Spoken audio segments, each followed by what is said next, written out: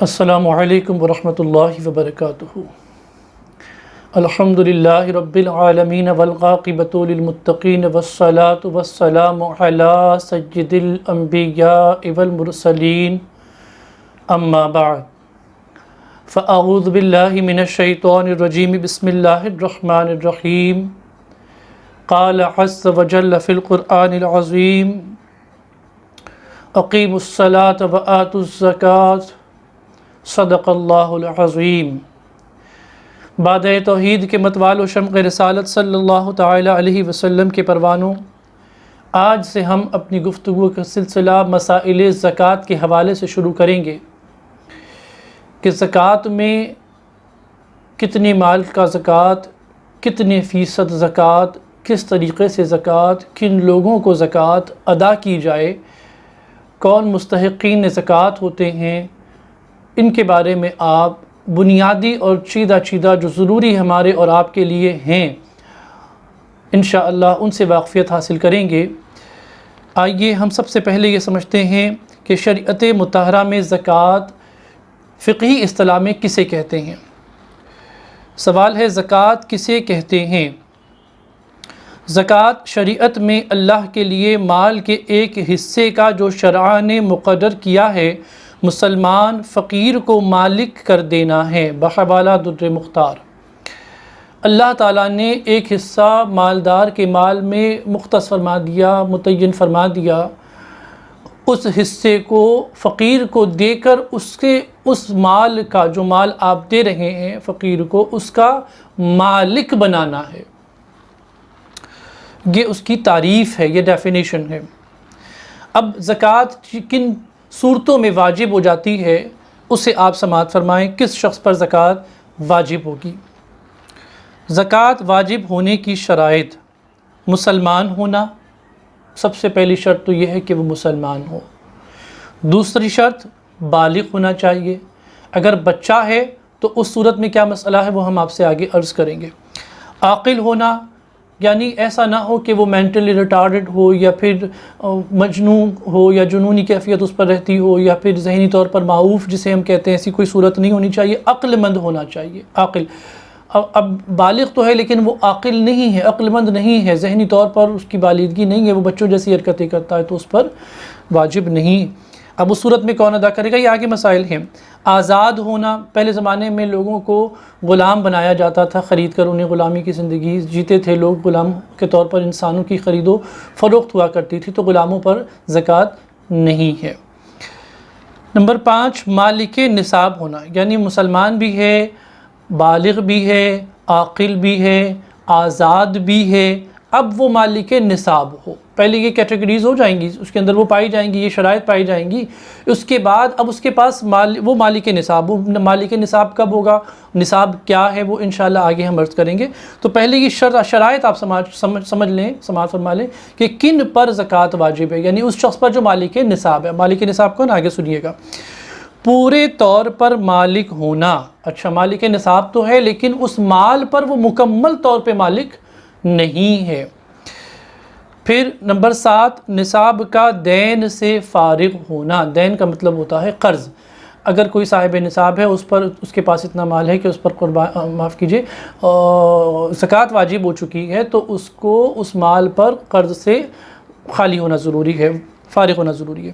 Number 8 نصاب کا حاجت اصلیہ سے فارغ ہونا۔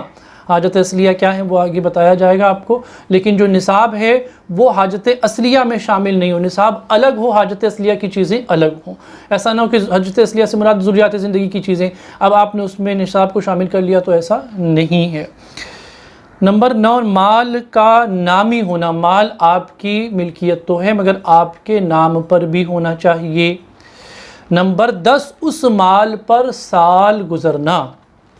یہ 10 شرائط قانون شریعت کتاب کا نام ہے، اس کے حوالے سے یہ یہاں پر ہم آپ کے سامنے عرض کر رہے ہیں کہ 10 شرائط ہیں جن کے پائے جانے پر زکوٰۃ کا وجوب ثابت ہوتا ہے بندے پر کہ اب بندہ زکوٰۃ ادا کر سکتا ہے۔ تو اب انشاءاللہ یہ تصویر آگے آپ سماعت کریں گے۔ اب اس کو ہم آگے بڑھتے ہیں، زکوٰۃ کے مصارف کون ہیں، کون کون لوگ جو ہیں وہ زکوٰۃ لے سکتے ہیں۔ تو یہ تو آپ سمجھ گئے کہ بھئی یہ 8 شرائط پوری ہونی چاہیے۔ ضمناً تھوڑا سا میں آپ سے اس میں عرض کر دیتا ہوں کہ نصاب کیا ہے۔ نصاب یہ ہے کہ 7.5 تولے سونا یا 52.5 تولے چاندی، یا ان دونوں میں سے 7.5 تولہ سونا بھی نصاب ہے، اگر وہ نہیں ہے تو 52.5 تولہ چاندی یہ ایک نصاب ہے۔ اگر کسی کے پاس 7.5 تولہ سونا نہیں ہے یا 52.5 تولہ چاندی نہیں، مگر کسی ایک نصاب کے برابر بھی رقم اس کے پاس ہے، چاہے وہ سونے کے نصاب کی ہو یا چاندی کے نصاب کی ہو، اگر وہ رقم اس کے پاس ہے اور وہ ان تمام شرائط پر پوری ہو رہی ہے، وہ رقم تو ہے لیکن اس پہ قرضہ بھی باقی ہے، وہ حاجت اصلیہ میں بھی شامل ہے، وہ اس کے نام پر بھی نہیں ہے، وہ اس کا مکمل مالک بھی نہیں ہے، اس پر اس کا قرض بھی چڑھا ہوا ہے، تو یہ ساری چیزیں اس پہ نہیں ہونی چاہیے، تب وہ ان تینوں میں سے 7.5 تولے سونا یا 52.5 تولے چاندی یا اتنی رقم کے ان دو میں سے کوئی ایک نصاب کو وہ پورا جاتا ہو، ایسے شخص کو مالک نصاب کہتے ہیں۔ یہ چیزیں آپ خالی اس ایک نقطے کو ذہن میں رکھیں، آگے بڑھتے ہیں ہم۔ زکوٰۃ کے مصارف کون ہیں؟ کن کو زکوٰۃ دی جا سکتی ہے؟ آج زکوٰۃ دینے میں لوگ احتیاط اور پرہیز نہیں کرتے ہیں۔ میں نے پہلے بھی عرض کیا نا کہ زکوٰۃ کو لوگ اس طرح سے ادا کرتے ہیں جیسے کوئی چندہ بانٹ رہا ہو، زکوٰۃ کو چندے کی شکل میں، زکوٰۃ کو اس طرح سے کھلے عام جیسے کوئی آپ یہ سمجھیے کہ پیسے پھینک دیے جائیں، کوئی اٹھا لے، یہ صورت میں زکوٰۃ ادا نہیں کی جاتی ہے۔ بس جو آ رہا ہے جیسے آپ خدا نخواستہ کسی کو بھیک دیتے ہو اس طرح سے زکوٰۃ دی جا رہی ہے، یہ طریقہ نہیں ہے زکوٰۃ کا۔ پہلے ہم کو یہ تحقیق کرنی ہوگی کہ جس کو آپ زکوٰۃ دے رہے ہیں آیا وہ مستحق زکوٰۃ ہے یا نہیں۔ جو 7 کیٹیگریز فقہائے کرام نے قرآن و حدیث کی روشنی میں طے فرمائی ہیں، جو 7 اقسام مختص کی ہیں، ان کے اندر ان کی تلاش کی جائے گی۔ تو نمبر 1 فقیر۔ اب فقیر سے مراد وہ بھیک مانگنے والا فقیر نہیں ہے، فقیر وہ شخص ہے جس کے پاس کچھ ہو مگر نہ اتنا کہ نصاب کو پہنچ جائے، یا نصاب کی قدر تو ہو لیکن اس کی اصلیہ میں مستغرق ہو، مثلا رہنے کا مکان، پہننے کے کپڑے، خدمت کے لیے لونڈی یا غلام، علمی شغل رکھنے والے کی دینی کتابیں، یہ شخص فقیر ہے، یہ شرعی فقیر کہلاتا ہے۔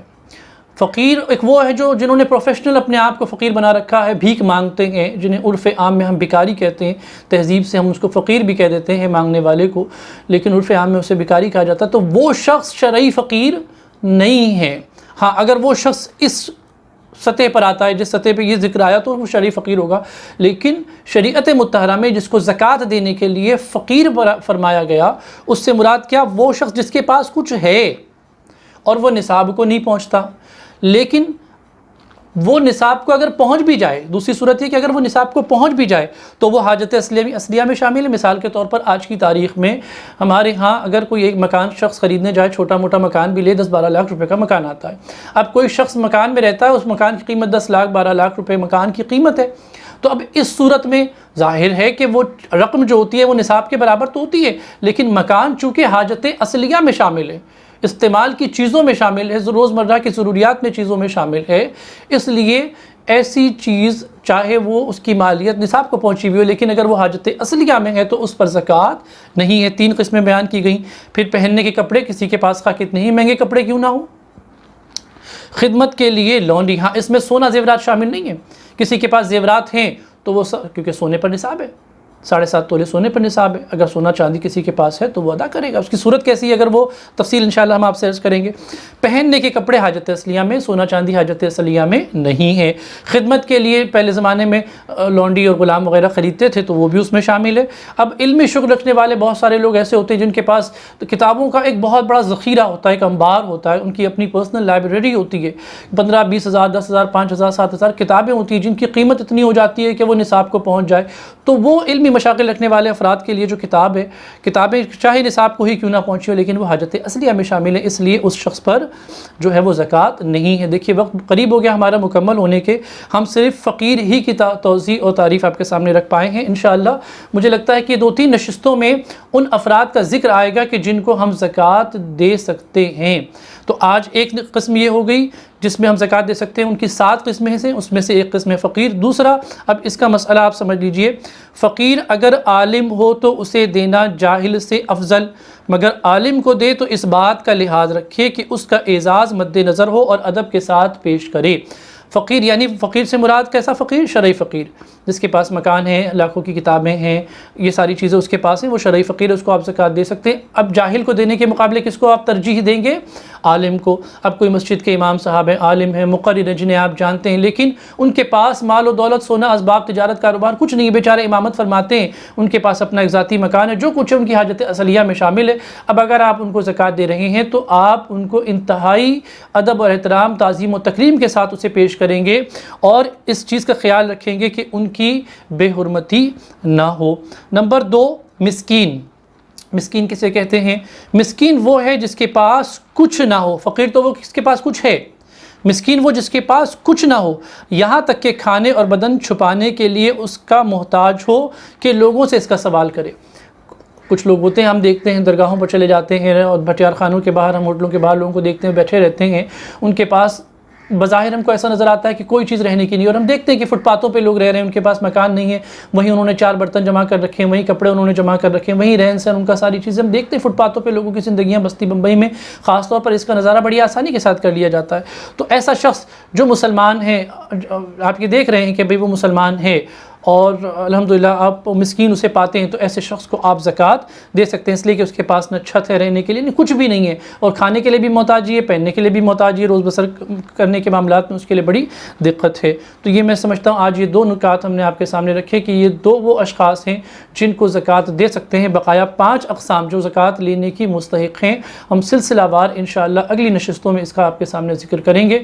ہم نے آپ کے سامنے یہ بتایا کہ کون لوگ ہیں جو زکوٰۃ دے سکتے ہیں اور کون لوگ ہیں جو زکوٰۃ لے سکتے ہیں، ان میں ہم نے صرف 2 اقسام آپ کے سامنے عرض کریں۔ اللہ رب العالمین مجھ سمیت ہم سب کو کہنے سننے سے زیادہ عمل کرنے کی توفیق عطا فرمائے، اور ہمیں اہل ثروت کو، ہم میں سے جو زکوٰۃ دینے کے حقدار ہیں، صاحب نصاب ہیں، انہیں مستحقین کو تلاش کر کے ان تک ان کا حق پہنچانے کی توفیق رفیق عطا فرمائے، آمین۔